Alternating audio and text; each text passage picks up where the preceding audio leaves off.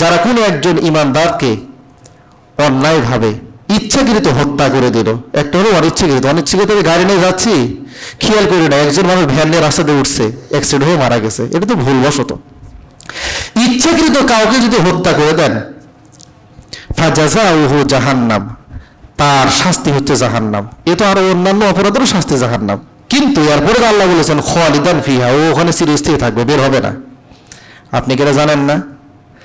আল্লাহ তাআলা কি অন্য আয়াতের মধ্যে বলেন নাই লা তাবদীলা লিকালিমাতিল্লাহ? আল্লাহ তাআলার যে বিধান এটা পরিবর্তন হয় না। আমরা তো বিধান পরিবর্তন করে ফেলাই, কিন্তু আল্লাহর যে আইন তা তো পরিবর্তনশীল না। তাহলে আপনি যে বের করতে আসছেন, নবীজি এসে আল্লাহ রাব্বুল আলামিনের কাছে তখন বলবে আল্লাহ এই শ্রেণী রয়ে গেছে।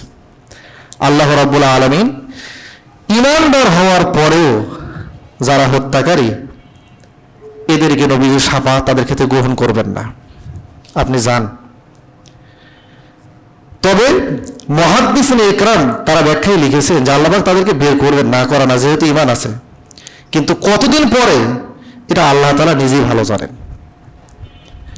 সুতরাং যে কথা বলতেছিলাম যে মানব হত্যা এটি জনগণের এমন একটি অধিকার, হক, কেউ যদি লঙ্ঘন করে, নষ্ট করে, দুনিয়াতে যেমন ক্ষমা পাওয়ার কোনো সুযোগ থাকে না, আমি তাকে মেরেই ফেলেছি, আর পরকালও আমি সেখান থেকে মুক্তি পাবো কিভাবে? সে তো আমাকে ক্ষমা করবে না। আল্লাহ রাব্বুল আলামিন বান্দার হক তিনিও ক্ষমা করবেন না। আল্লাহর নবীর কাছে যাব সুপারিশ গ্রহণ করার জন্য, তিনিও আমার পক্ষে সুপারিশ করলো, আল্লাহ পাক সেই সুপারিশকে নাকচ করে দিবেন, গ্রহণ করবেন না। অন্য কারো ক্ষেত্রে হাদিসে বর্ণনা হয় না সুপারিশ গ্রহণ করবেন, এক্ষেত্রে আল্লাহ নাকচ করে দিবেন। তাহলে হত্যাকারীর পরিণাম পরকালে কি ভয়াবহ হবে একবার চিন্তা করুন।